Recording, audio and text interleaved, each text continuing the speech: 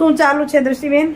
આજે બને છે ગટ્ટાનું સબ્જી, પણ ગ્રેવી અલગથી કોઈ પ્રિપેર નથી કરવાની, સિમ્પલ અને જલ્દી. તો બેસન લીધું, એની અંદર અડધી ચમચી અજમો નાખ્યો, સ્વાદ અનુસાર નમક, 1 ચમચી ધાણા પાવડર, ખાલી બેસનનો જ લોટ? હા, અડધી ચમચી હળદર, 1 ચમચી મરચું, અડધી ચમચી હિંગ, અને આમાં થોડું તેલ આપણે વધારે નાખશું, જેથી કરીને આપણે તેલમાં પાણીમાં બાફીને એ જલ્દીથી સરળ રીતે બફાઈ જાય. એટલે 2 ચમચી જેટલું તેલ લીધું. હવે થોડું થોડું પાણી એડ કરીને લોટ બાંધી લેશું. જો લોટ બંધાઈ ગયો સરસ. 5 મિનિટ રેસ્ટ માટે મૂક્યો તો. એના પછી આપણે જેવી વડી જોઈએ, મોટી જોઈએ તો મોટી, નાની જોઈએ તો નાની. પણ આ સાઈઝ હજી પાણીમાં આને ઉબાડશું એટલે ફૂલશે. તો આવી રીતે રાઉન્ડ રાઉન્ડ આપણે પહેલે એને બાફવાની છે. એટલે આવી રીતે સિલિન્ડર આકારની બનાવીને બાફશું.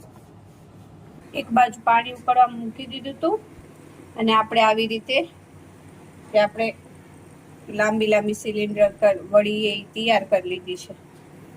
તમે નાખતા જશું ઉકળતા પાણીમાં.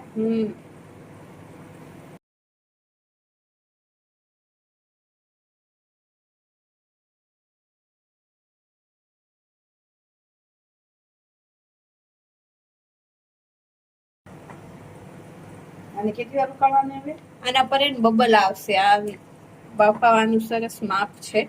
અત્યારે જો આ કેમ એકદમ લીસું એ, આના પર બબલ બબલ થઈ જશે. 10 થી 15 મિનિટ ઓછામાં ઓછું લાગશે. આની અંદર વધારે સારી રીતે થઈ જાય તો પછી સબ્જીમાં પકાવવું ન પડે. જો 5 મિનિટ પછી આમ ઉપર ચડતા આવે છે, તો આને પલટાવશું કે દ્રષ્ટિ સાઈઝ કે પલટાવવાની જરૂર ન, ખાલી આમ દબાવવાની તો પોતે થઈ જશે. અચ્છા અચ્છા અચ્છા. આવી રીતે વચ્ચે વચ્ચે થોડા થોડા બબલ્સ પણ થવા માંડ્યા છે. એકદમ સરસ બબલ્સ આવી જશે એટલે ચડી જશે. તો આપણી વડી ઉપર એકદમ બબલ આવી ગયા છે, અને આપણે 12 મિનિટ માટે આને બાફ્યા.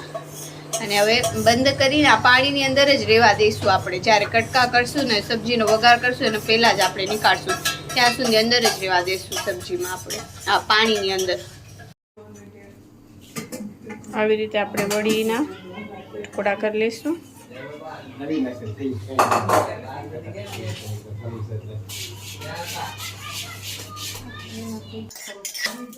હવે આપણે ગ્રેવીનો મસાલો રેડી કરશું. તો એની અંદર જો 1 ચમચી લસણની પેસ્ટ લીધી.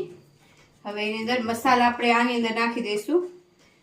1 ચમચી લાલ મરચું, અડધી ચમચી હળદર, 1 ચમચી ધાણા પાવડર, નાની અડધી ચમચી ગરમ મસાલો, અને આપણે આની અંદર પાણી નાખવાનું છે. કેમ કે આને વઘારમાં નાખશું તો મસાલો આપણો જલે નહીં.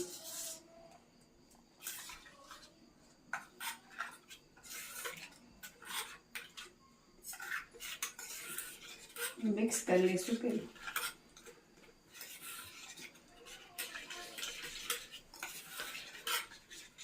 એક કઢાઈ લઈ એની અંદર આપણે 2 ચમચી તેલ લઈશું.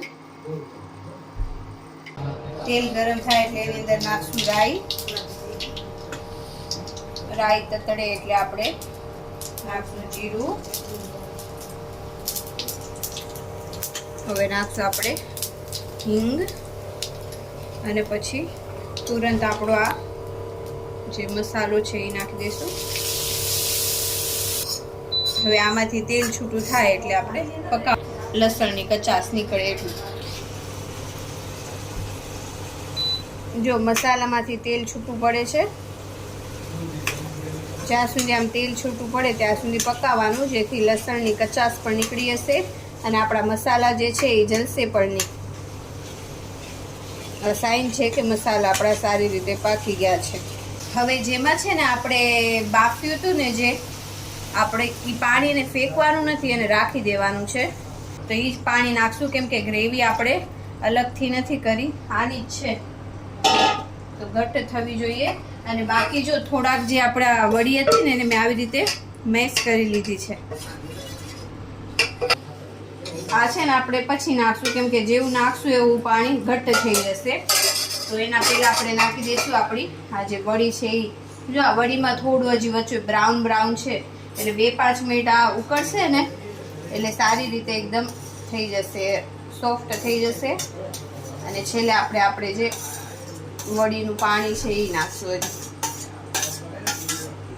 ઢાંકીને આને 2 મિનિટ આપણે ચડાવશું.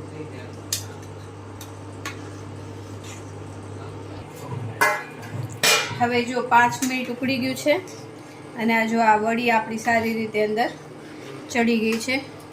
તો આપણે છેલ્લે આ જે આપણું પાણી નાખ્યું હતું ને વડીને જે જોરીને એ નાખી દઈશું, જેથી આપણી ગ્રેવી છે એ ઓર ક્રીમી અને ઘટ્ટ થઈ જશે. ફરી પાછું આપણે 2 મિનિટ માટે પકાવશું. જો થઈ ગયું છે સબ્જી તૈયાર. થોડું અત્યારે જે લિક્વિડી લાગે છે ને, હજી જમવાને અડધો કલાક જેવી વાર છે, ત્યાં સુધી એકદમ ઘટ્ટ થઈ જશે ત્યારે તમને દેખાડશું. અને છેલ્લે આપણે ધાણા એના પર નાખી દઈશું. સબ્જી થઈ ગયું છે આપણું રેડી. તો આપણી ગટાની સબ્જી થઈ ગઈ તૈયાર અને અહીં બધા બેસી ગયા છે જમવા. મારા ઘરે આવ્યા છે મહેમાન, અમારા ભાઈ ને ભાભી અને અમારા મોનુબેન જો પ્રમુખ સ્થાન લઈને બેસવા બેઠા છે સામે. હે છે ફિક્સ જગ્યાએ મને નાની હો, બધા પોતપોતાની ફિક્સ જગ્યાએ બેસી ગયા એટલે મારી માટે જગ્યા બદલી છે.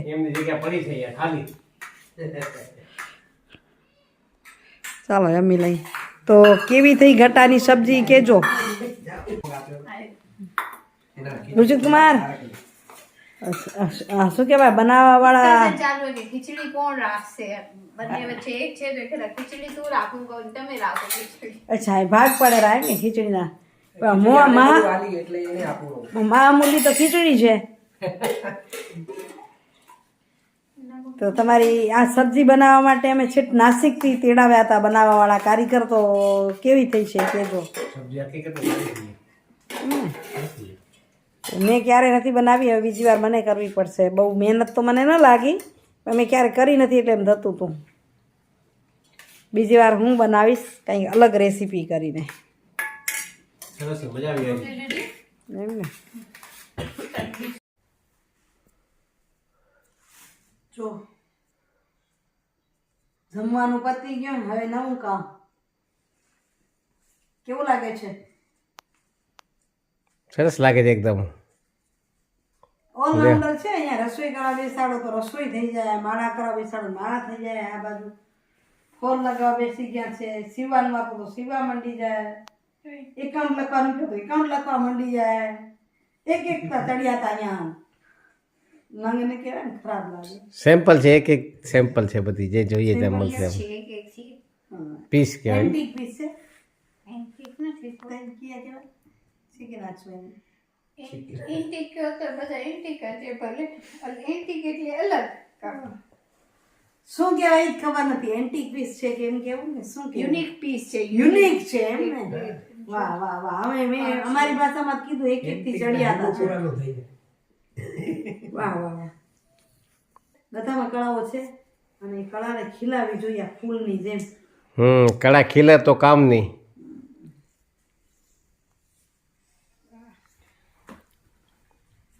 મહેમાનને ચડાવવા જમવું તૈયારી થઈ ગઈ. 10 વાગવા આવ્યા નહીં હવે. 10 વાગવા આવ્યા. મામા મામીને મોકલાઈ આવી હવે રેલવે સ્ટેશનમાં. કઈ છે તમારે ત્યાં? કચ્છ એક્સપ્રેસ નહીં કહીએ, સાયજી ને આજે સાયજી નગરી છે, ભુજ ટુ બરોડા. સોય જો આંખ માણસ છે તો બીજાનું એ થશે, આંખનું શું થશે?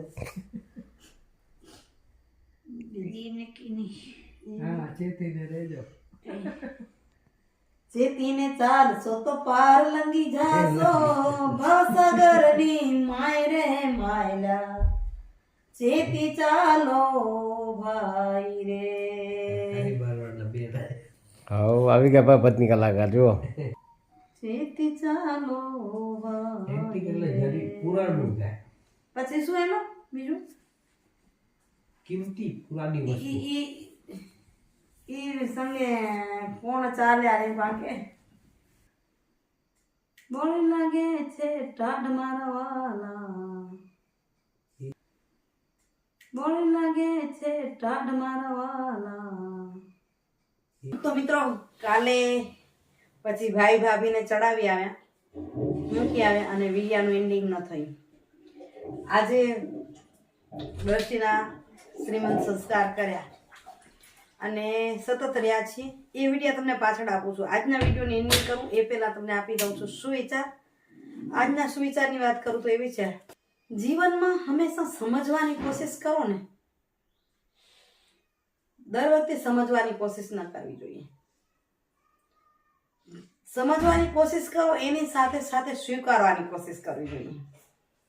ઘણીવાર સમજી બધા, ઘણીવાર કઈ વાત આવી તો એમ કે મેં કઈ સમજી રહ્યા નથી, સમજતા એમ નથી, બધું જ સમજાય છે, મને સમજાય છે, સમજવાની કોશિશ થઈ રહી છે, પણ સ્વીકારવાની જ્યાં કોશિશ નથી થઈ રહી ત્યાં તકલીફ ઊભી થાય છે.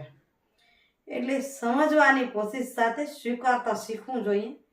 જો સ્વીકારતા શીખીએ તો સમજણ તમારા કામની. સમજણ આવ્યા પછી એમ થાય મારી ભૂલ તો હતી પણ હું એને ભૂલને ઢાંકીશ કેમ, એની સાથે ઢાંક પીછેડો કરતા રહીએ તો પછી સમજવાની કોશિશ પણ ન કરવી જોઈએ. જો તમારામાં સ્વીકારવાની તાકાત ન હોય તો સત્ય અને ખોટું મનુષ્ય માત્ર હંમેશા ભૂલને પાત્ર હોય છે.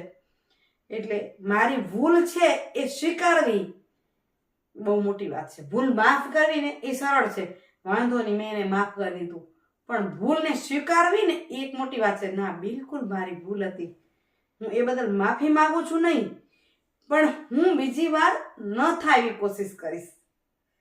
ચાલો આ વાત સાથે વિડીયોનું કરું છું એન્ડિંગ. કાલે મળું છું સરસ મજાના વિડીયો સાથે. હમણાં થોડાક વિડીયો થયા છે, દરરોજના નહીં આપું, અલગ અલગ તમને આપતી જઈશ. આજે દ્રષ્ટિના શ્રીમંત સંસ્કાર કર્યા છે. આગલા દિવસે લાડુ બનાવ્યા છે. અમારા પાટીદાર સમાજમાં 7મા મહિને આ શ્રીમંત સંસ્કાર હવે કરી છે, પહેલા ન કરતા મારા વડીલો બુજુર્ગો. પણ દીકરીને લાડુ ખવડાવતા. તો શા માટે ખવડાવતા, કેમ ખવડાવતા અને એ લાડુ કેવા બને એ તમને બીજા વિડીયોમાં આપું છું. આજે આટલું જ. આવજો મિત્રો. જય શ્રી કૃષ્ણ, જય જય ગરવી ગુજરાત, જય ભારત અને જય હિન્દ. Bye bye. હરિઓમ.